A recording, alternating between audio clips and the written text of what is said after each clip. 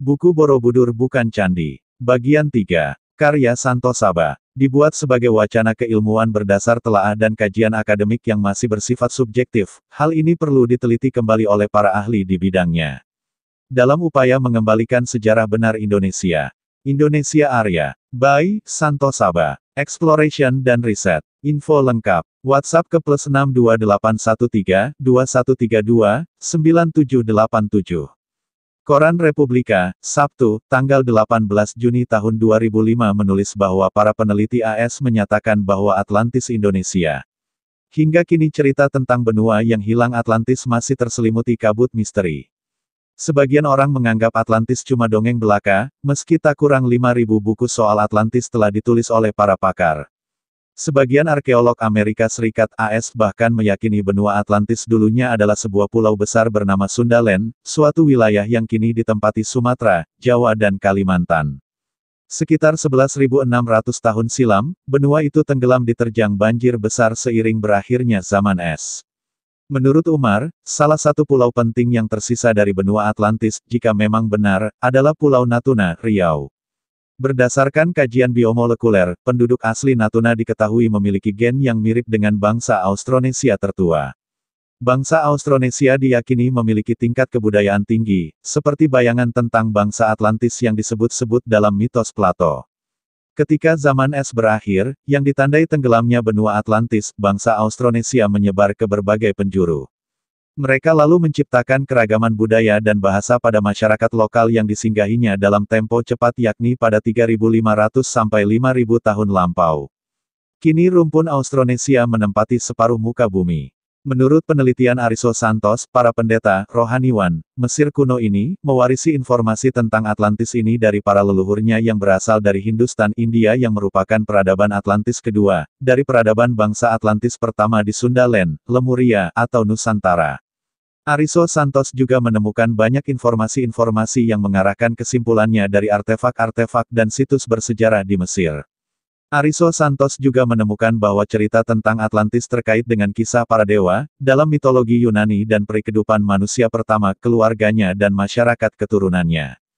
Cerita ini ada kemiripan dengan kisah Zeus dalam mitologi dan legenda Yunani, juga dengan kisah dalam kitab suci Hindu Rigveda Puranas. Pada zaman glasial permukaan air laut telah menurun dengan drastis sehingga hanya dasar laut yang kering menjadi daratan. Di Indonesia bagian barat dasar laut yang mengering itu disebut dataran Sunda, sedangkan di Indonesia bagian timur disebut dataran Sahul. Dataran Sunda telah menyebabkan kepulauan Indonesia bagian barat menjadi satu dengan benua Asia, sedangkan dataran Sahul telah pula menghubungkan kepulauan Indonesia bagian timur dengan benua Australia. Itulah sebabnya fauna dan flora Indonesia Barat mirip dengan fauna dan flora Asia dan sebaliknya fauna dan flora Indonesia Timur mirip dengan Australia. Manusia yang hidup zaman Pleistosin adalah spesies Homo erectus, yang menjadi pendukung kebudayaan batu tua Paleolitikum. Secara geologi, wilayah barat Indonesia modern muncul kira-kira sekitar kala Pleistosen terhubung dengan Asia daratan. Wilayah ini sekarang mencakup pulau-pulau besar Sumatera, Jawa, Kalimantan, dan ribuan pulau-pulau yang lebih kecil lainnya. Batas daratan lama ini sekarang dikenal sebagai garis Wallace. Sementara itu, wilayah timur Indonesia, yang mencakup Pulau Papua dan Kepulauan Aru sekarang, secara geografis terhubung dengan benua Australia dan berumur lebih tua. Tanah Saba yang disebut Atlantis terdapat dua buah kebun di kanan dan kiri. Penulis berasumsi kata kanan dan kiri adalah kata sederhana yang semua manusia yang berada di bumi akan tahu pengertian kanan dan kiri yaitu ekuator khatulistiwa yang membagi kebun menjadi dua yaitu kanan dan kiri atau utara dan selatan. Sesungguhnya bagi kaum Saba, ada tanda kekuasaan Tuhan, di tempat kediaman mereka yaitu dua buah kebun di sebelah kanan dan di sebelah kiri, kepada mereka dikatakan, makanlah olehmu dari rezeki yang dianugerahkan Tuhanmu dan bersyukurlah kamu kepadanya. Negerimu adalah negeri yang baik dan Tuhanmu adalah Tuhan yang Maha Pengampun. Q.S. Saba 14. Makhluk mirip manusia yang menghuni wilayah ini yang diketahui adalah manusia Jawa, yang hidup sekitar 500.000 tahun lalu. Fosil-fosil Homo erectus ditemukan pada akhir abad ke-19 dan awal abad ke-20 di lembah sepanjang Bengawan Solo, seperti di Sangiran. Fosil Homo sapiens pertama ditemukan di dekat Mojokerto, Wajak, di tepian Sungai Brantas. Pendatang berupa manusia modern yang keturunannya masih hidup pada masa kini masuk ke Nusantara paling cepat sekitar 100.000 tahun yang lalu. Berdasarkan kemiripan peninggalan temuan gambaran-gambaran di gua, mereka diperkirakan merupakan pendahulu dari penghuni wilayah Melanesia dan Australia asli sekarang. Kebudayaan yang didukung adalah Paleolitikum, batu tua. Kepulauan Indonesia seperti yang ada saat ini terbentuk pada saat melelehnya es setelah berakhirnya zaman es. Para cendekiawan India telah menulis tentang Dwipantara atau kerajaan Hindu Jawa Dwipa di Pulau Jawa dan Sumatera sekitar 200 sm. Kerajaan Tarumanagara menguasai wilayah Sunda sekitar tahun 400 sampai tahun 600 yang dilanjutkan dengan kerajaan Sunda sampai abad ke-16. Peninggalan masa prasejarah Nusantara diketahui dari berbagai temuan-temuan coretan, lukisan di dinding gua atau ceruk di tebing-tebing serta dari penggalian-penggalian pada situs-situs purbakala. Bukti fisik sisa peradaban yang tersebar di Indonesia, Lembah Sangiran, di Lembah Gunung Lawu Sragen di Gemolong, Kali Jambe Plupuh, Gondang Rejo luasnya mencapai 56 m2. Kawasan ini adalah kawasan situs fosil manusia purba paling lengkap di dunia, dengan ditemukannya fosil berumur sekitar 200.000 hingga 2 juta tahun yang lalu. Dari masa geologi Pliocene akhir hingga sampai usia Pleistocene tengah, di kawasan ini ditemukan 50 individu fosil manusia, jumlah ini mewakili 65% fosil yang disebut Homo erectus yang ada di Indonesia dan merupakan 50% dari populasi fosil Homo erectus di dunia. Lukisan pada Goa Leang-Leang Sulawesi, Kecamatan Batu Kurung Kap Maras Sulsel gua tersebut pernah didiami manusia sejak 8.000–3.000 sm.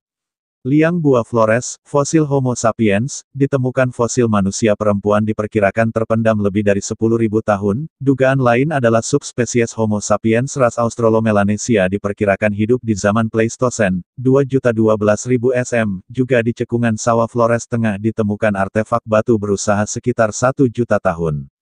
Orang-orang asli Nusantara di tanah Sunda Land berdarah Arya, di daratan Asia, kira-kira antara pegunungan Hindukush dan pegunungan Himalaya ada sebuah dataran tinggi, Plateau, yang bernama Iran-Fen, penduduknya disebut bangsa Arya.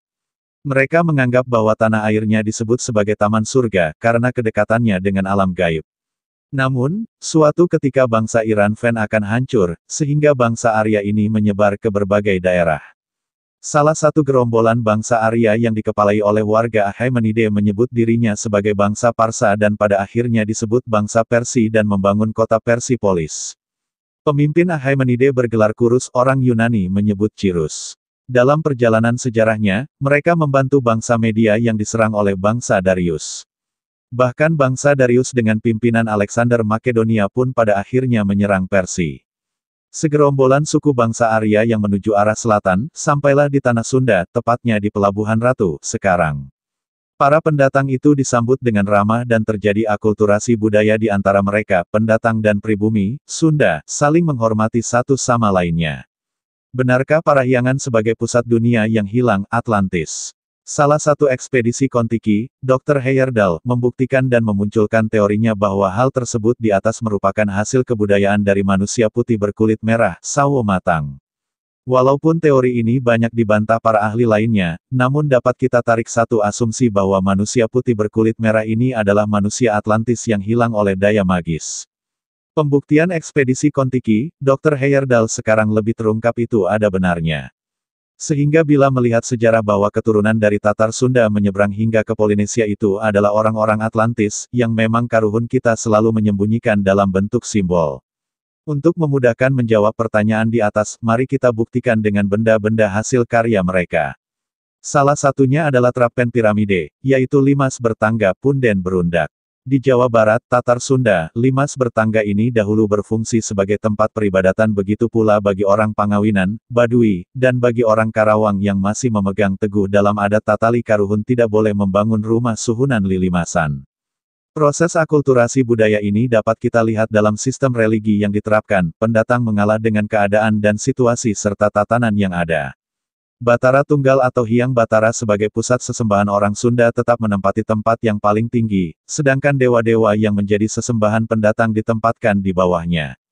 Hal itu dapat dilihat dalam stratifikasi sistem sesembahan yang ada di daerah Baduy. Dikatakan bahwa Batara Tunggal atau Sang Rama mempunyai 7 putra keresa, 5 dewa di antaranya adalah, yaitu, Batara Guru di Jampang, Batara Iswara, Siwa, Batara Wisnu, Batara Brahma, Batara Kala, Batara Mahadewa, pada akhirnya menjadi Guryang Sakti serta menjelma jadi Sang Manara atau Ciung Manara, Batara Patanjala, yang dianggap cikal bakal Sunda Baduy.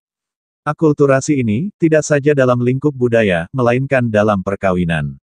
Penyebutan nama dewa-dewa di atas adalah asli Nusantara bukan dari Hindu-India. Jika benar itu dari India, kapan dan siapa yang membawa ke Nusantara Indonesia terdahulu? Mari kita berpikir kritis dan cerdas. Nun jauh di sana, di Pasifik sana, bangsa Mauri dilihat secara tipologinya, mereka berkulit kuning, sawo matang, postur tubuh hampir sama dengan orang Sunda. Yang menerangkan bahwa orang Indonesia, Sunda, yang datang ke pulau ini, tersirat dalam Ensiklopedia Americana Vol 22 halaman 335. Bangsa kita selain membawa suatu tatanan tata, subita yang lebih tinggi, kebiasaan gotong royong, teknik menenun, juga membawa budaya tulis-menulis yang kemudian menjadi kohau rongo-rongo. Fungsinya sebagai mnemoteknik, jembatan keledai, untuk mengingat agar tidak ada bait yang terlewat. Cara ciri manusia adalah unsur-unsur dasar yang ada di dalam kehidupan manusia. Ada 5 unsur yang termasuk di dalamnya. 1. Welas asih, cinta kasih. 2. Undak usuk, tatanan dalam kekeluargaan. 3. Tata krama, tatanan perilaku. 4. Budi bahasa dan budaya. 5. Wiwaha yuda narada. Sifat dasar manusia yang selalu memerangi segala sesuatu sebelum melakukannya.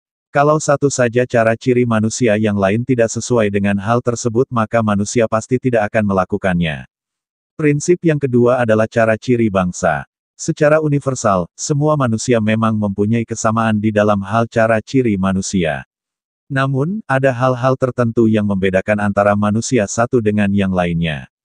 Dalam ajaran Sunda Wiwitan, perbedaan-perbedaan antar manusia tersebut didasarkan pada cara ciri bangsa yang terdiri dari rupa, adat, bahasa, aksara, budaya. Kedua prinsip ini tidak secara pasti tersurat di dalam kitab Sunda Wiwitan, yang bernama Siksa Kanda Engkaresian. Namun secara mendasar, manusia sebenarnya justru menjalani hidupnya dari apa yang tersirat. Apa yang tersurat akan selalu dapat dibaca dan dihafalkan. Hal tersebut tidak memberi jaminan bahwa manusia akan menjalani hidupnya dari apa yang tersurat itu. Justru, apa yang tersiratlah yang bisa menjadi penuntun manusia di dalam kehidupan. Awalnya, Sunda Wiwitan tidak mengajarkan banyak tabu kepada para pemeluknya. Tabu utama yang diajarkan di dalam agama Sunda ini hanya ada 2. Yang tidak disenangi orang lain dan yang membahayakan orang lain.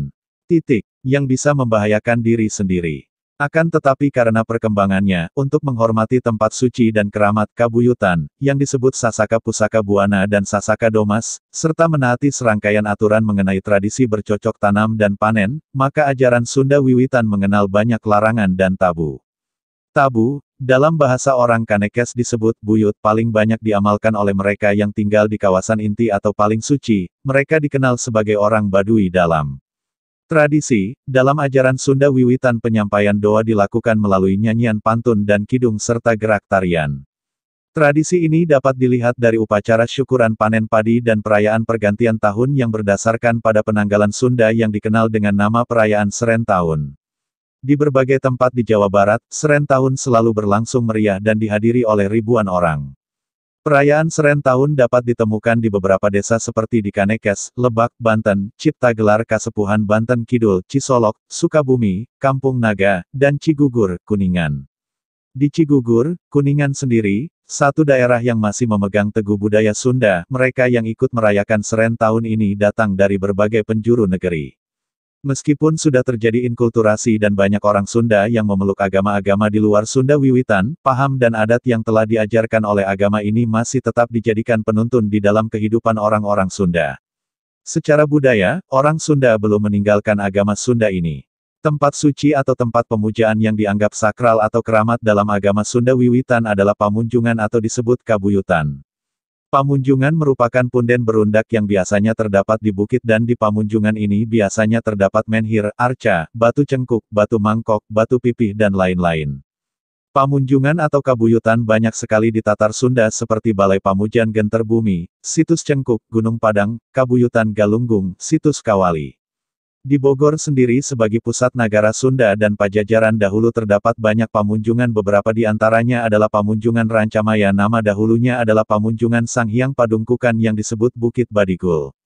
Pada masanya pamunjungan yang paling besar dan mewah adalah Pamunjungan Ki Harahyang yang berlokasi di Leweng, Hutan, Songgom, atau Balai Pamunjungan Mandala Parakan Jati yang saat ini lokasinya digunakan sebagai kampung budaya Sindang Barang. Dengan banyaknya pamunjungan atau kabuyutan tersebut di Tatar Sunda membuktikan bahwa agama yang dianut atau agama mayoritas orang Sunda dahulu adalah agama Jati Sunda atau Sunda Wiwitan, ajaran asli Nusantara. Mari kita lihat lebih dalam tentang pemahaman Sunda asli dengan ajaran Saba Pemuja Matahari. Berdasarkan Sastrajen Rahayu Ningrat yang mempunyai arti sebagai berikut. Su Astra Ajian Rahayu Ningratu, memiliki arti sebagai berikut. Su sama dengan sejati, abadi. Astra sama dengan sinar, penerang.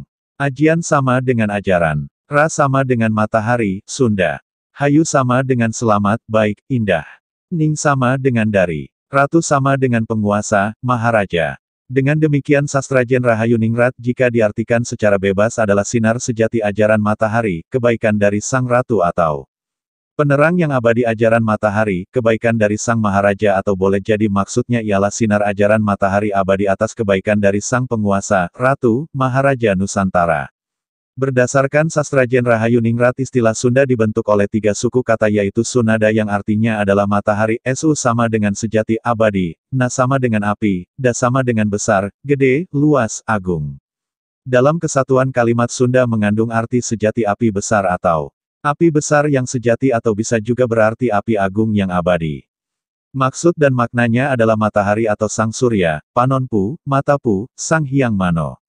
Sunda sama sekali bukan nama etnis, ras, suku yang tinggal di Pulau Jawa bagian barat dan bukan juga nama daerah, karena sesungguhnya Sunda adalah nama ajaran atau agama tertua di muka bumi, keberadaannya jauh sebelum ada jenis agama apapun yang dikenal pada saat sekarang. Agama Sunda merupakan cikal bakal ajaran tentang cara hidup sebagai manusia beradab hingga mencapai puncak kemanusiaan yang tertinggi, adiluhung.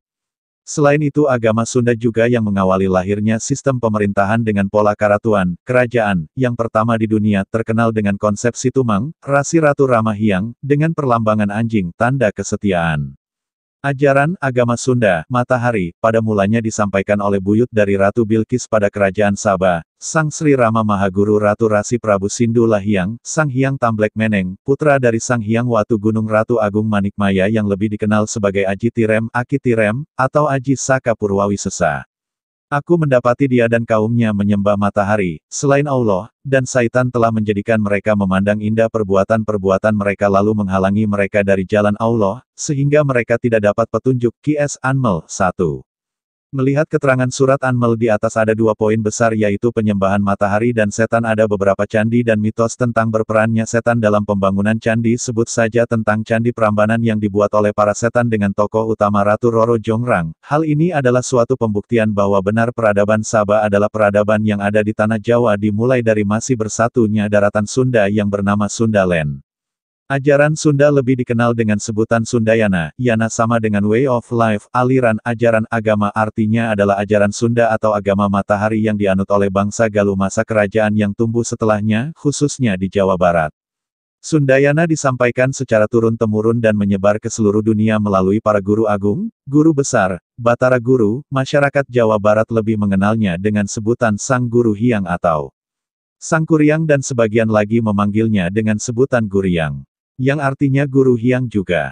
Landasan inti ajaran Sunda adalah welas asih atau cinta kasih, dalam bahasa Arabnya disebut Rahman Rahim. Inti ajaran inilah yang kelak berkembang menjadi pokok ajaran seluruh agama yang ada sekarang, sebab adanya rasa welas asih ini yang menjadikan seseorang layak disebut sebagai manusia. Artinya, dalam pandangan agama Sunda, bangsa asli Nuswantara, jika seseorang tidak memiliki rasa welas asih maka ia tidak layak untuk disebut manusia pun tidak layak disebut binatang, lebih tepatnya sering disebut sebagai duruwiksa, buta, makhluk biadab. Agar pemahaman ke depan tidak menjadi rancu dan membingungkan dalam memahami istilah sinar, astra, ra, matahari, cahaya, dewa, dan terang maka perlu dijelaskan sebagai berikut.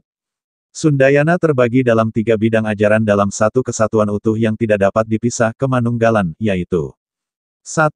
Tata Salira, kemanunggalan diri, berisi tentang pembentukan kualitas manusia yaitu, meleburkan diri dalam ketunggalan agar menjadi diri sendiri, siswa, yang beradab, merdeka dan berdaulat atau menjadi seseorang yang tidak tergantung kepada apapun dan siapapun selain kepada diri sendiri. Dalam perkembangannya kata siswa menjadi SIWA, yang berkembang di dataran India. 2. Tata Nagara, kemanunggalan negeri, yaitu memanunggalkan masyarakat, bangsa, negara, dalam berkehidupan di bumi secara beradab, merdeka dan berdaulat. Pembangunan negara yang mandiri, tidak menjajah dan tidak dijajah. 3. Tata Buana, kemanunggalan bumi, ialah kebijakan universal kesemestaan untuk memanunggalkan bumi dengan segala isinya dalam semesta kehidupan agar tercipta kedamaian hidup di Buana. Sesuai dengan bentuk dan dasar pemikiran ajaran matahari sebagai sumber cahaya maka tata perlambangan wilayah di sekitar Jawa Barat banyak yang mempergunakan sebutan Chi yang artinya cahaya, dalam bahasa India disebut sebagai Deva, dewa cahaya, yaitu pancaran, gelombang, yang lahir dari matahari berupa warna-warna. Terdapat 5 warna cahaya utama, pancawarna, yang menjadi landasan filosofi kehidupan bangsa Galuh penganut ajaran Sunda. Cahaya putih di timur disebut Purwa, tempat Hyang Iswara. Cahaya merah di selatan disebut Daksina, tempat Hyang Brahma.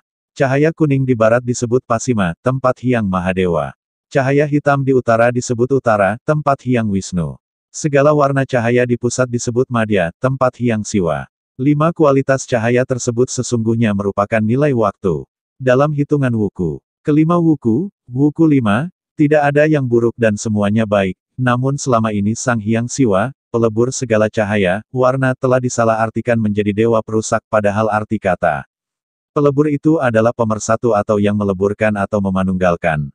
Jadi, sama sekali tidak terdapat dewa, yang bersifat merusak dan menghancurkan. Itu semua ajaran asli Nusantara Indonesia terdahulu. Bukan dari India. Ajaran itu adalah dharmik original yang di masa terdahulu dibawa leluhur bangsa Nusantara Indonesia kaum Saka atau bangsa Arya menyebar ke 3/4 muka bumi.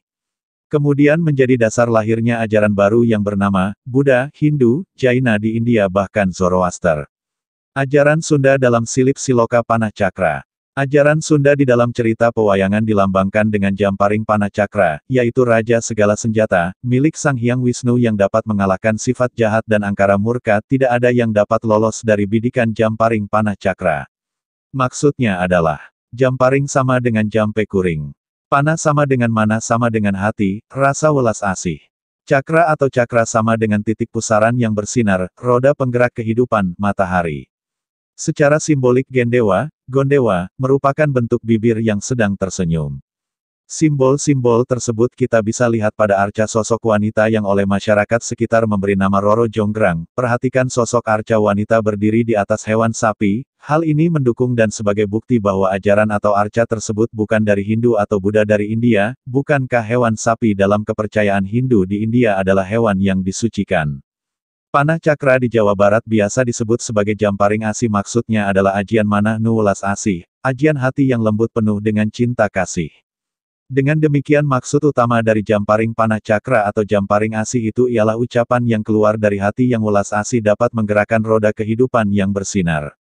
Keberadaan panca dewa kelak disilip silokakan, diperlambangkan ke dalam kisah pewayangan dengan tokoh-tokoh baru melalui kisah Ramayana, ajaran Rama, serta kisah Mahabharata pada tahun tanda kurang lebih 1500 SM, Yudhistira, Bima, Rajuna, Nakula, dan Sadewa.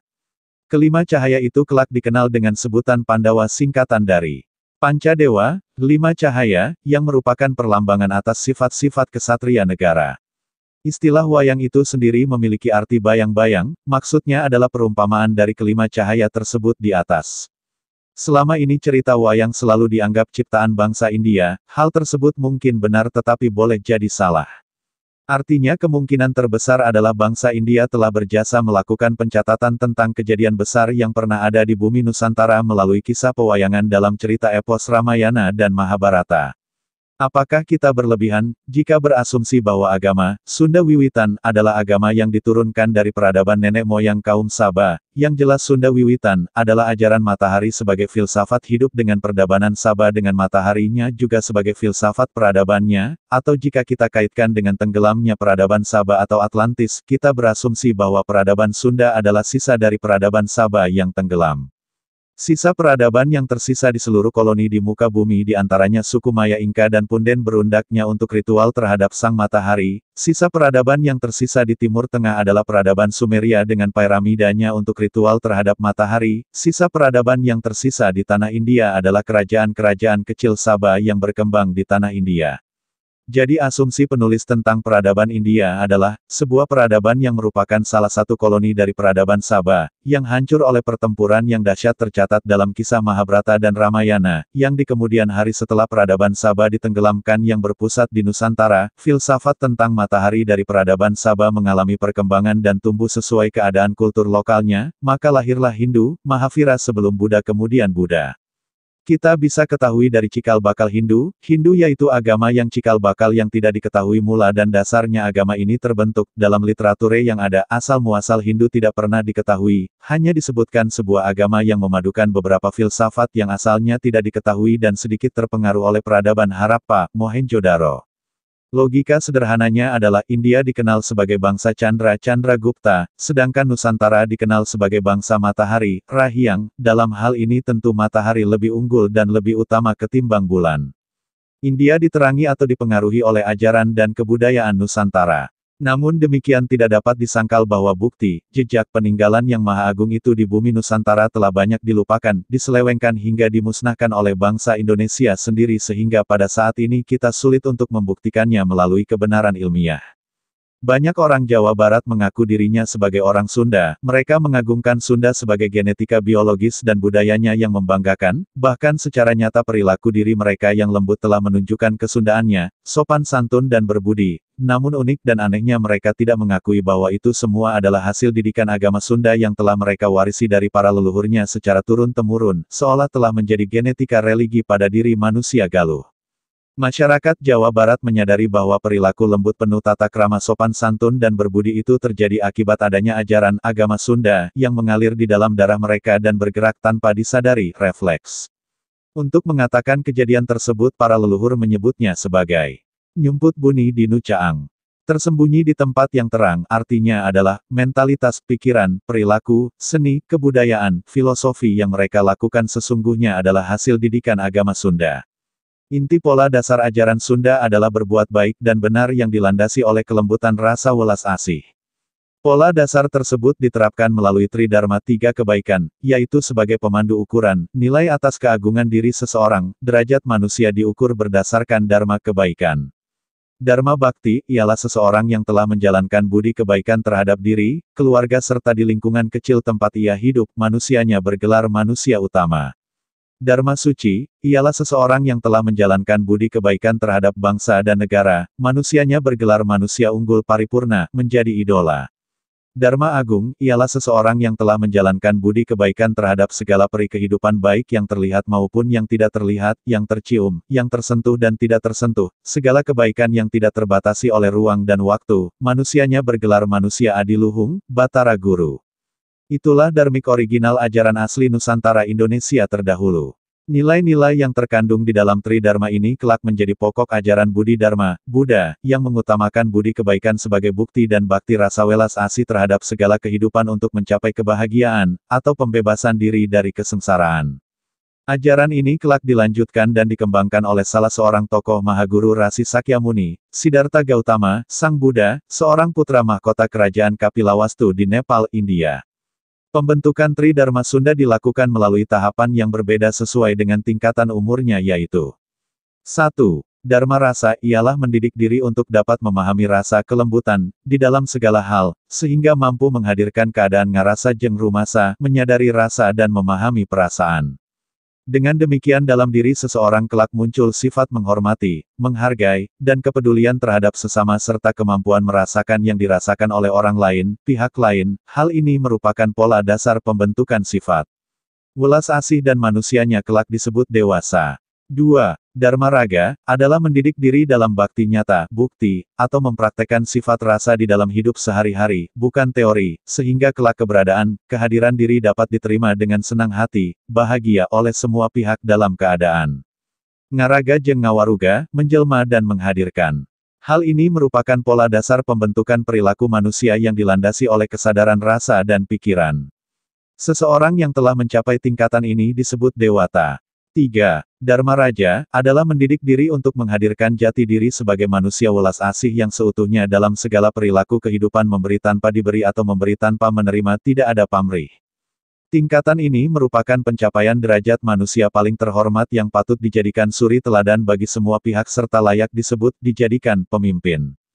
Penulis berkesimpulan bahwa candi yang saat ini bernama Borobudur adalah candi asli budaya Nusantara, tidak berasal dari peradaban atau ajaran yang ada di India. Hal tersebut bisa kita lihat jelas dari arca sosok yang tengah melakukan tapa semadi. Perhatikan di setiap bagian belakang dari kepala selalu tergambar matahari. Posisi arca tersebut adalah posisi ritual untuk mencapai tingkatan yang tersebut di atas.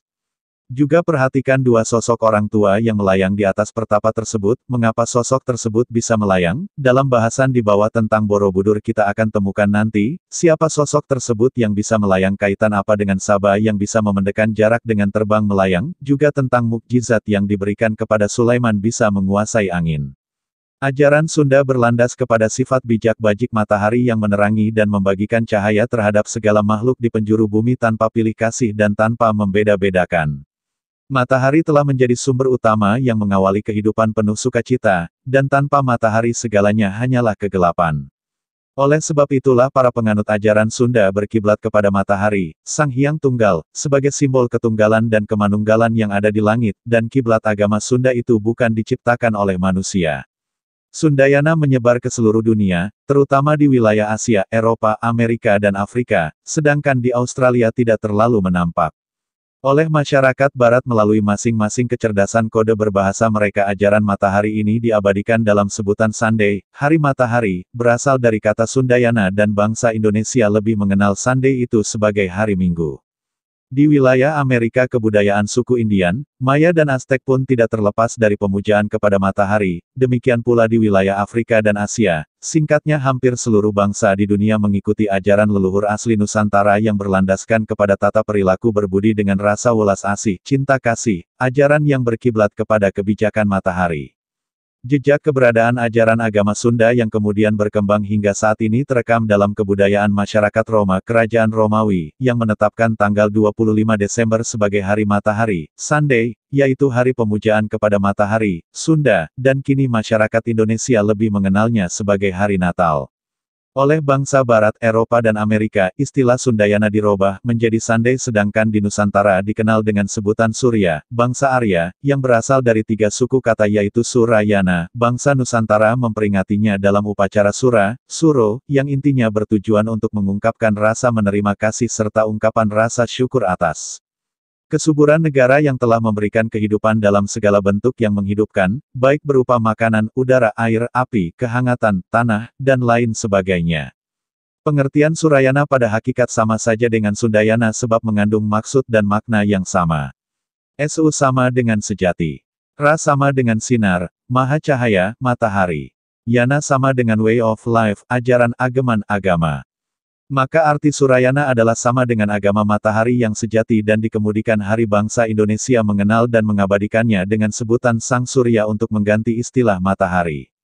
Perubahan istilah Sunda 5000 tahun sebelum penanggalan Masehi di Asia dalam sejarah peradaban bangsa Mesir kuno menerangkan, menggambarkan, tentang keberadaan ajaran matahari dari bangsa Galuh. Mereka menyebutnya sebagai Ra yang artinya adalah sinar, astra, matahari, Sunda. Ra digambarkan dalam bentuk mata dan diposisikan sebagai penguasa tertinggi dari seluruh dewa-dewa, bangsa Mesir kuno yang lainnya. Dengan demikian dapat disimpulkan bahwa bangsa Mesir kuno pun menganut dan mengakui Sundayana, agama matahari, yang dibawa dan diajarkan oleh leluhur bangsa Galuh yaitu Saba. Di sisi lain bangsa Indonesia saat ini mengenal bentuk dan istilah mata ai, yang mirip dengan gambaran Amon-Ra bangsa Mesir kuno. Sebutan Amon mengingatkan kita kepada istilah Panon yang berarti mata yang terdapat pada kata Sang Hyang Mano yaitu penamaan lain bagi matahari di masyarakat Jawa Barat zaman dahulu. Selain di Asia, Mesir, bangsa Indian di Amerika pun sangat memuja matahari, sebagai simbol leluhur, dan mereka menyebut dirinya sebagai bangsa kulit merah, bahkan masyarakat Inka, Aztec dan Maya di daerah Amerika Latin membangun kuil pemujaan yang khusus ditujukan bagi matahari, hingga mereka menggunakan pola penghitungan waktu yang berlandas pada peredaran matahari, mirip dengan di Nusantara, pola penanggalan Saka sama dengan pilar utama sama dengan inti, pusat peredaran sama dengan matahari. Masyarakat suku Inka di Peru, Amerika Latin, membangun tempat pemujaan kepada matahari di puncak bukit yang disebut Machu Picchu. Dalam hal ini terlihat jelas bahwa secara umum konsep meninggikan dengan pondasi yang kokoh dalam kaitannya dengan keagungan, tinggi, luhur, puncak, maha, merupakan landas berpikir yang utama agama Sunda. Secara filosofis, pola bentuk bangunan, menuju puncak meruncing, gunungan, itu merupakan perlambangan para hyang yang ditinggikan atau diluhurkan. Hal ini pun merupakan silip siloka tentang perjalanan manusia dari ada menuju tiada, langit, dari jelma menjadi manusia utama hingga kelak menuju puncak kualitas manusia adiluhung, maha agung. Demikian pula yang dilakukan oleh suku Maya di Meksiko pada zaman dahulu, mereka secara khusus membangun tempat pemujaan kuil pura kepada matahari, Sang Hyang Tunggal. Pada zaman dahulu hampir seluruh bangsa di benua Amerika, penduduk asli, memuja kepada matahari, dan hebatnya hampir semua bangsa menunjukkan hasil kebudayaan yang tinggi. Kemajuan peradaban dalam bidang arsitektur, cara berpakaian, sistem komunikasi, baik bentuk lisan, tulisan, gaya bahasa, serta gambar, adab upacara. Kemajuan dalam bidang pertanian dan peternakan tentu saja yang menjadi yang paling utama, sebab hal tersebut menunjukkan kemakmuran masyarakat, artinya mereka dapat hidup sejahtera tentram dan damai dalam kebersamaan hingga kelak mampu melahirkan keindahan dan keagungan dalam berkehidupan, berbudaya. Sekitar abad ke-15 kebudayaan agung bangsa Amerika Latin mengalami keruntuhan setelah datangnya para misionaris barat yang membawa misi gold, glory dan gospel. Tujuan utamanya tentu saja gold, emas, kekayaan, dan glory, kejayaan, kemenangan, sedangkan gospel agama, hanya dijadikan sebagai kedok politik agar seolah-olah mereka bertujuan untuk memberadabkan sebuah bangsa. Propaganda yang mereka beritakan tentang perilaku biadab agama matahari dan kelak dipercaya oleh masyarakat dunia adalah bahwa suku terasing penyembah matahari itu pemakan manusia. Hal ini mirip dengan yang terjadi di Sumatera Utara serta wilayah lainnya di Indonesia. Di balik propaganda tersebut maksud sesungguhnya kedatangan para penyebar agama itu adalah perampokan kekayaan alam dan perluasan wilayah jajahan imperialisme, sebab mustahil bangsa yang sudah beragama harus diagamakan, kembali dengan ajaran yang tidak berlandas kepada nilai-nilai kebijakan dan kearifan lokalnya. Dalam pandangan penganut agama Sunda, bangsa Galuh, yang dimaksud dengan peradaban sebuah bangsa, negara tidak diukur berdasarkan nilai-nilai material yang semu dan dibuat-buat oleh manusia seperti bangunan megah, emas serta batu permata dan lain sebagainya melainkan terciptanya keselarasan hidup bersama alam keabadian. Prinsip tersebut tentu saja sangat bertolak belakang dengan negara-negara lain yang kualitas geografisnya tidak sebaik milik bangsa beriklim tropis seperti di Nusantara dan negara tropis lainnya.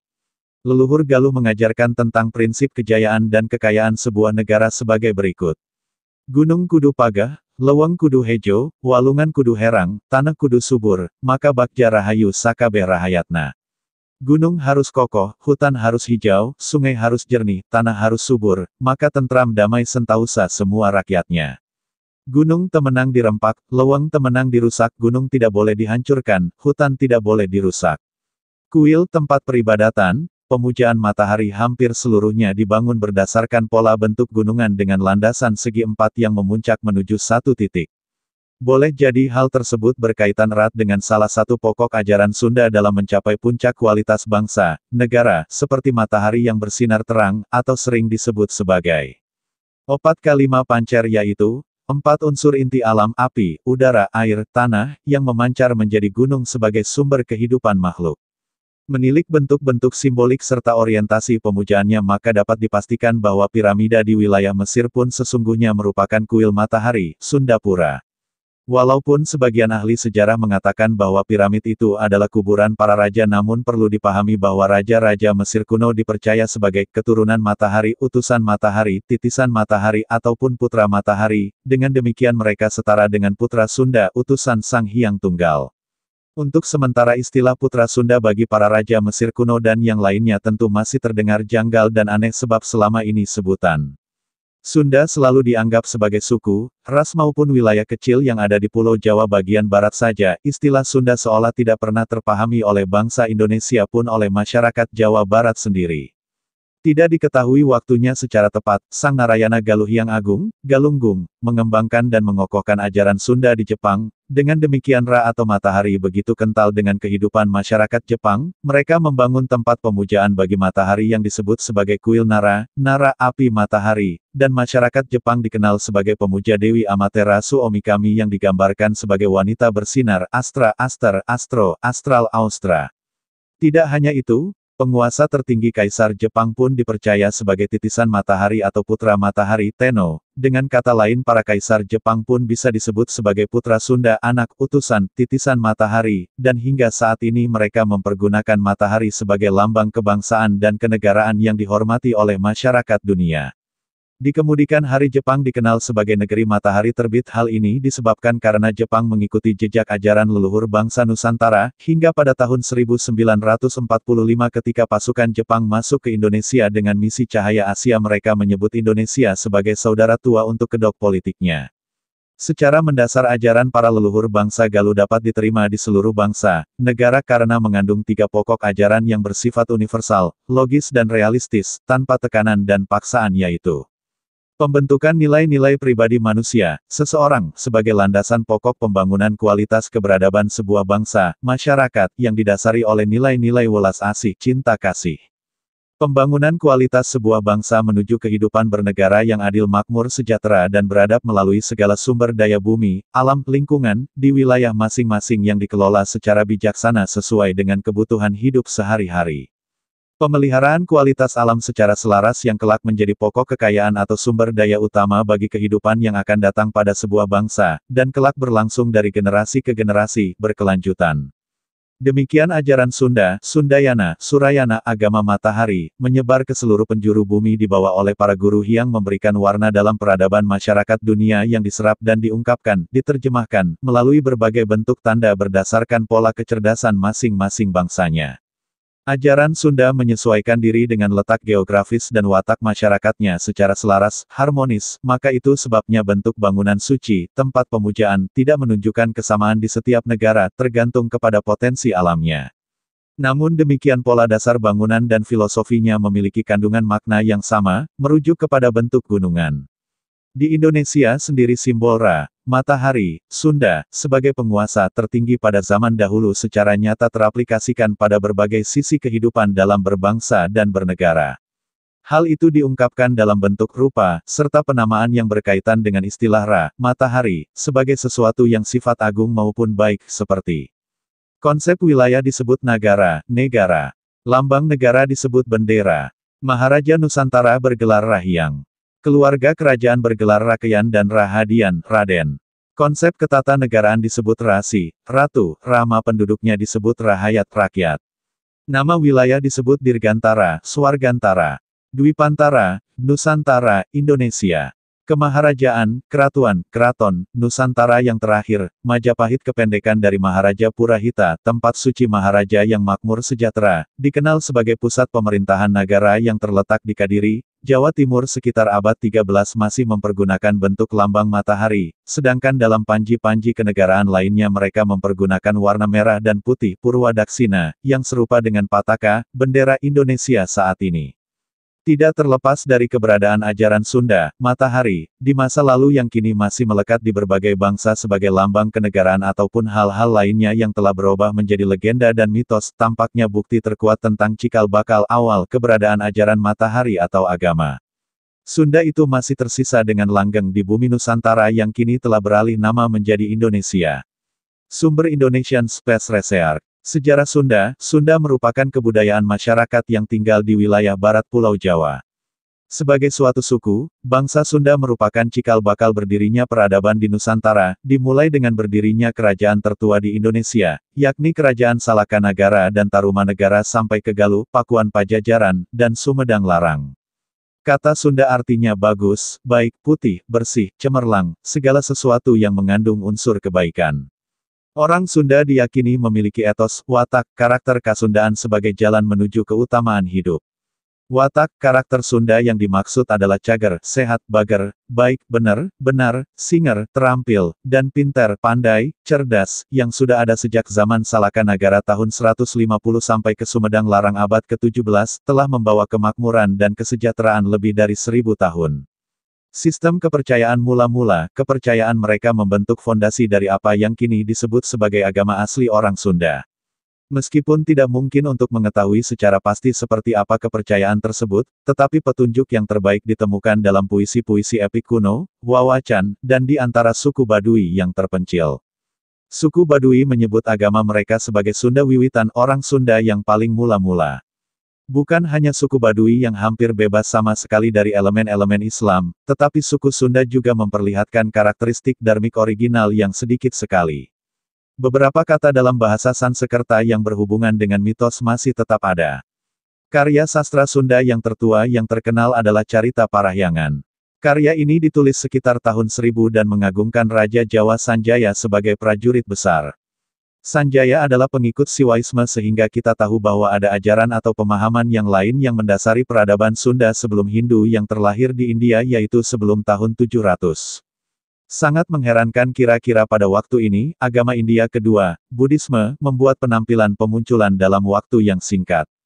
Jika kita menilik pada angka tahun yang tertulis di seluruh buku sejarah yang beredar saat ini, yaitu banyak candi-candi yang tiba-tiba dibangun pada masa singkat masuknya ajaran dari India, bagaimana mungkin? Pertanyaan sederhana yang tidak ada jawabannya. Yang menggugurkan labeling selama ini yang tertulis bahwa ajaran asli Nusantara juga kerajaan pra-Islam disebut berdasar Hindu atau Buddha. Pertanyaannya, kapan dan siapa misionaris Hindu-Buddha yang ke Nusantara Indonesia terdahulu yang membawa ajaran itu lalu menyebarkan ke sini? Tidak ada jawabannya. Mari berpikir kritis dan cerdas. Dengan variasi-variasi yang tidak terbatas pada tema mengenai tubuh spiritual yang hadir bersama-sama dengan tubuh natural. Orang Indonesia telah menggabungkan filsafat Hindu ke dalam kondisi-kondisi mereka sendiri. J.C. Van Leer berteori bahwa Hinduisme membantu mengeraskan bentuk-bentuk kultural suku Sunda. Pendapat itu tidak benar. Khususnya kepercayaan magis dan roh memiliki nilai absolut dalam kehidupan orang Sunda. Salah seorang pakar adat istiadat Sunda, Prawira Suganda, menyebutkan bahwa angka tabu yang berhubungan dengan seluruh aspek penting dalam lingkaran kehidupan perayaan-perayaan suku Sunda sama dengan yang ada dalam kehidupan suku Baduy. Ini ajaran asli Nusantara bukan dari India.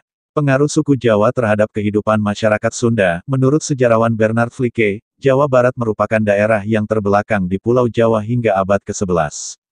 Kerajaan-kerajaan besar bangkit di Jawa Tengah dan Jawa Timur namun hanya sedikit yang berubah di antara suku Sunda.